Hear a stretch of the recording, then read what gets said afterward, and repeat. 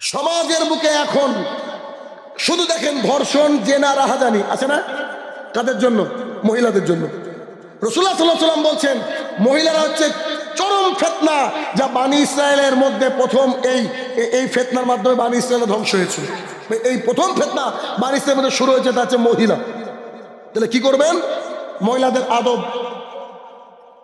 করবেন। কথা লিখেছে ভ্যালেন্টাইন ডে। ও এ মাসে তো নাকি? এ মাসের মধ্যে আছি কয় তারিখ গো? 4 দিন পর। ও আমার তো টাইম হয়ে আসছে প্রায়। যাই হোক, তো ভ্যালেন্টাইন ডে এটাও একটা আদবের খেলাফ। কেমন?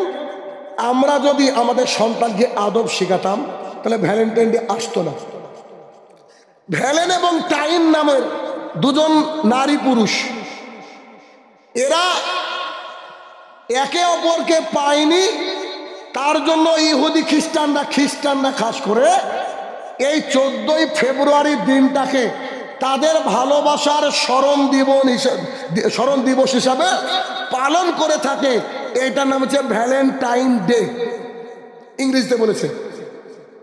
তো এই ভ্যালেন্টাইন ডে মানে আমার কাছে হচ্ছে লুচ্চা দিবস। কেন? রাসূলুল্লাহ সাল্লাল্লাহু আলাইহি ওয়াসাল্লাম বলছেন যদি কোনো নারী আর পুরুষ একটা ঘরে থাকে, সেখানে তৃতীয় জন থাকে শয়তান। কোন নারী আর পুরুষ যদি সেপারেট একটা ঘরে থাকে, তৃতীয় জন থাকে শয়তান। আর পার্কে একটা গোলাপ নিয়ে গিয়ে বলছে আই লাভ ইউ, তার মানে শয়তানের বাপ ওর সাথে। তো এই যে ভ্যালেন্টাইন ডে কোথাকার একটা দিবস, আমাদের পশ্চিম বাংলায় এসে পালিত হয়। শুনে রাখবেন, খবরদার, আপনার ছেলে মেয়ে যদি বলে 14 তারিখে আমার এক্সট্রা ক্লাস আছে, কম্পিউটারের ক্লাস আছে, আপনার সন্ততিকে বাড়ির থেকে বেরোতে দেবেন না।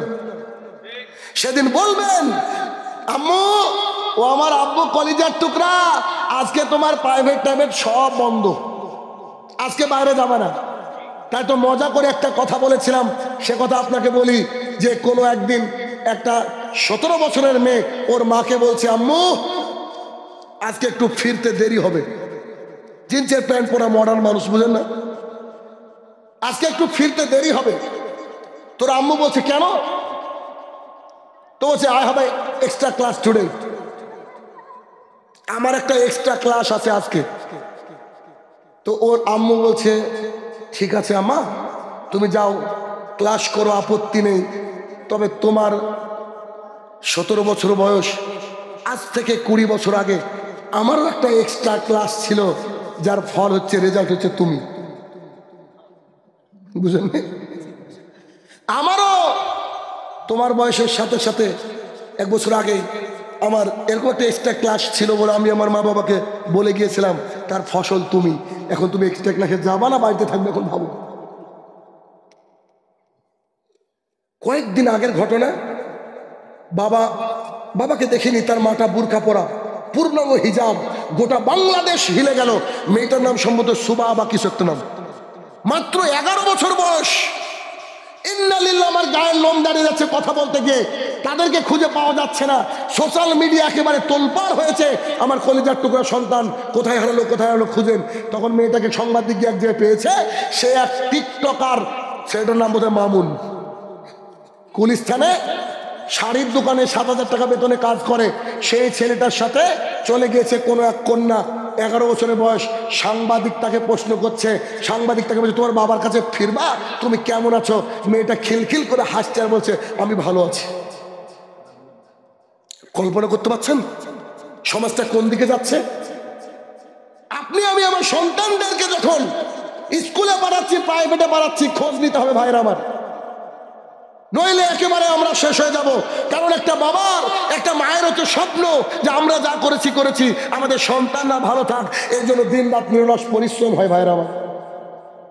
আর এই সিচুয়েশনে এসে যদি আমরা আমাদের সন্তানকে ভ্যালেন্টাইন ডে, তারপরে র্যাক ডে, এখন আবার র্যাক ডে বলে একটা জিনিস পালন হচ্ছে, সেটা কি?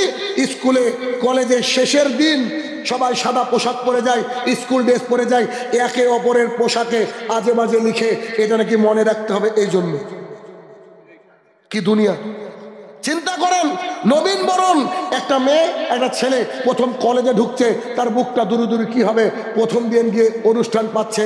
সেই অনুষ্ঠানে কি বলা হচ্ছে, সেই অনুষ্ঠানে প্রিন্সিপাল প্রফেসর সব বসে আছে, আর সামনে একটা মেয়ে হিন্দি গানে ড্যান্স করছে, তার শরীরের 4 ভাগের মধ্যে 3 ভাগে কাপড় নেই। একটা সন্তান যখন গিয়ে অশ্লীলতা দেখছে, ওর শিক্ষার কি হবে? এজন্য বলেছিলাম education is the backbone of nation. শিক্ষা জাতির মেরুদণ্ড, এটা মিথ্যা কথা, এটা হওয়া উচিত ছিল the proper education is the backbone of nation. সঠিক শিক্ষা হচ্ছে জাতির মেরুদণ্ড।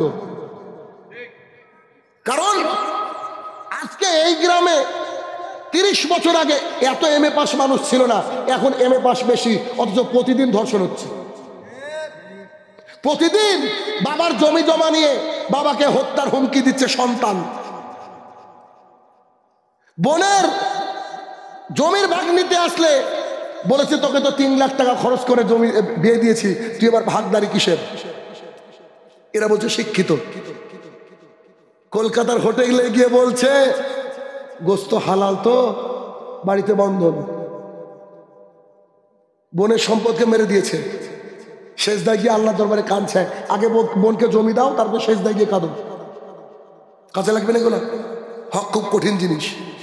তাহলে কি আদব? অনেক আলোচনা হয়ে গেল ভাই, আর লম্বা করবো না, শেষ করবো। আউযুবিল্লাহ, বেশি সময় হয়ে গেছে। তবে এটা মনে হয় মসজিদে, তাই না? মসজিদে, জি, নতুন ফিলপাড়া জুম্মা মসজিদ। যেহেতু মসজিদ আল্লাহ তাআলার ঘর, ভাইয়েরা আমার, সুযোগ পাবেন কিনা কেউ জানি না, আমরা বাড়িতে ফিরবো কিনা আমরাও জানি না, ঠিক না? অতএব আপনারা একটু মসজিদের জন্য দান করে দিবেন। এই যে কেউ দান করে তার নাম বলে আমরা বিশালভাবে ফলাও করে প্রচার করি, এইগুলো কিন্তু খুব একটা ঠিক পর্যায়ে না। হ্যাঁ, তবে শুনিয়ে কি দাম দেওয়া যাবে না? জি যাবে। 1 লাখ টাকা দেন, কিন্তু আপনার ভেতরে যেন অহংকার না আসে যে আমি আল্লাহর ঘরকে 1 লাখ টাকা দিলাম। কিসের 1 লাখ টাকা? আল্লাহর কাছে 1 লাখ টাকা মূল্য আছে? সবাই আমরা আল্লাহর গোলাম। তাহলে কি করব? আমরা যদি দান করি, তাহলে এই দান আল্লাহ আমাদেরকে ফিরে দেবে কিয়ামতের মাঠে। তো যদি আল্লাহর সাথে আমাদের কানেকশন থাকে, তাহলে মাইক থেকে কি বলতে হবে নাকি যে শাহিনুর রহমান 300 টাকা দিল, বলে লাগবে কি? লাগবে না। এটা আমাদের একটা প্রথা হয়ে আসছে, মানুষ শুনে শুনে দেয়, তাই না যায় হারাম বলছি না, বলতে চাইছি যত বেশি গোপনে দিবেন তত বেশি বেনিফিটেড হবেন।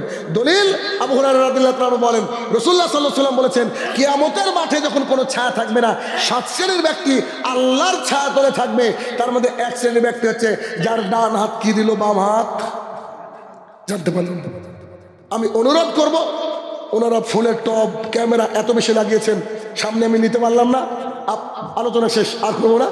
আপনারা আসেন, ওই ভাইকে, ওই যে ভাইরা আছে ওনাদেরকে দিয়ে দিবেন 5 টাকা 10 টাকা যতটুকু পারবেন।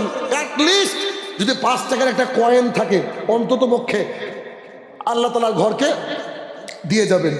অতএব হে আমার প্রতিপালক, এতক্ষণ যে আলোচনা করলাম মাবুদ, আমাদের নিজেদের হেদায়েতের জন্য এই আলোচনা থেকে যেন আমরা হেদায়েতপ্রাপ্ত হতে পারি, আল্লাহ তুমি সেই তৌফিক আদা করো, আল্লাহুম্মা আমিন। হে আমার প্রতিপালক, ভাইরা আল্লাহ তাআলার ঘর, এই ঘরকে বুলন্দ করার জন্য আয়োজন করেছে। আল্লাহ গো, এই তোমার ঘরকে তুমি যদি না তাদেরকে সাহায্য করো, তারা ঘর করতে পারবে না। এলাকার মানুষকে যাতে বেশি বেশি করে দান করতে পারে, তাদের অন্তরকে তুমি উন্মুক্ততা দান করো, আল্লাহুম্মা আমিন। হে আমার প্রতিপালক, যারা কবরের তলে শায়িত জানে না কি হালে রয়েছে, তারা যদি ক্ষমার যোগ্য হয় মাবুদ, তাকে তুমি ক্ষমা দান করো, আল্লাহুম্মা আমিন। হে আমার প্রতিপালক, আমরা যেন একে অপরের সাথে সৌহার্দ্যপূর্ণ আচরণ, ভালো আচরণ করতে পারি, আল্লাহ তুমি সেই তৌফিক আদা করো, আল্লাহুম্মা আমিন। আসসালামু আলাইকুম ওয়া রাহমাতুল্লাহি ওয়া বারাকাতুহু।